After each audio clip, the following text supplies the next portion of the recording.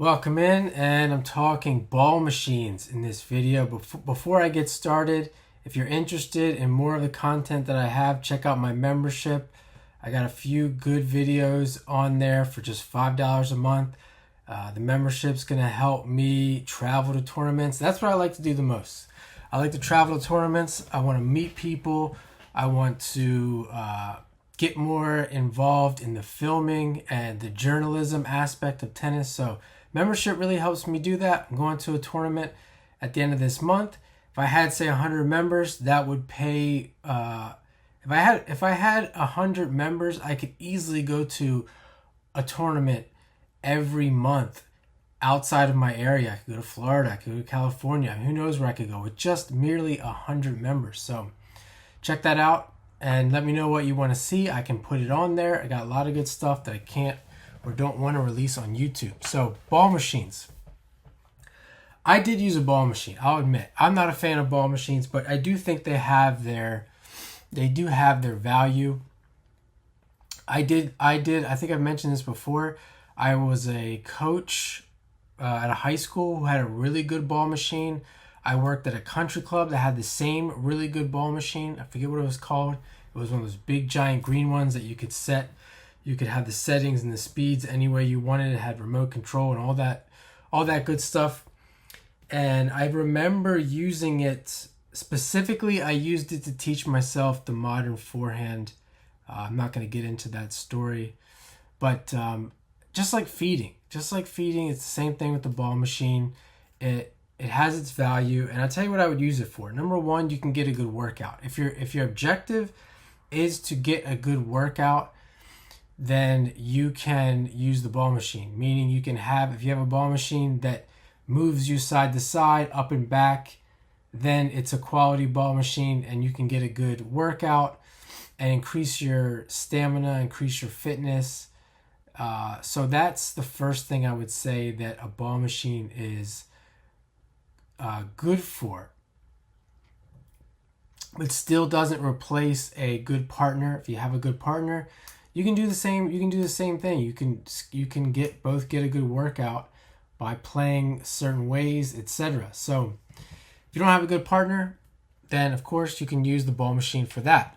And I'll tell you something else that I like the ball machine for is learning what the tennis industry would call specialty shots. So if you want to get a feel for a shot, you've never done it before, I wouldn't say that it's good for practicing the shot. Let's take, for example, the swing volley. If you've never done a swing volley before, then learning the swing volley at a basic level is a good way to use a ball machine. So you set the ball machine up, you have it shoot up some high forehands, you get it timed right, and you step in and play that high ball out of the air instead of a volley, and get used to playing the swing volley. Something else you can do, you can step way back, let the ball bounce, play that one, and then move up on the next one and play it as a swing volley. It doesn't really matter where the ball is. You're just getting used to taking the ball as a forehand out of the air or a backhand.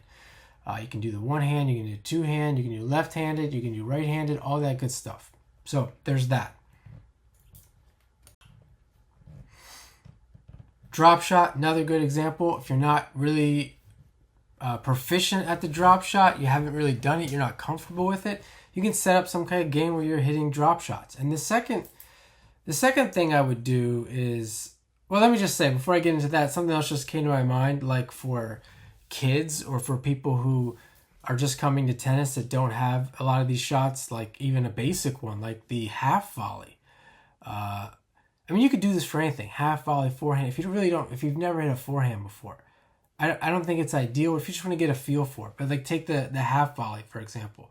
You want to just play around with taking the ball right off the bounce. As soon as it bounces, you just play different forehands. You can do the tweener, all those specialty shots. And then if you were going to use the ball machine and play like conventional forehands, backhands, and different patterns, I definitely wouldn't just stand there and hit. Always make sure you're on the move in some way. And then I would add targets, trying to hit targets. They could be big targets, they could be small targets. You don't actually have to hit them, but just the idea that you make it a game, because this is the thing. As I said, you can use it as a workout. You can use it for these special shots, but when you're using it to play tennis, it's not work, which I'm going to get into in another video. Tennis is not and never will be hard work. And it might appear to be hard work to people, but for example, I use tennis as a workout. I like to work out. I get used to working out, and I like to do it. It's a game for me. It's fun. It's not work. It's not the same as doing something like this. Or as I'm going to get into, check out that video. It's coming. It will be coming soon. It's not the same as work. So that word should not be used, nor should you be playing tennis where you feel like it is work. So there's that. Make it a game. So if you're playing to targets, it's a game. There's some kind of challenge.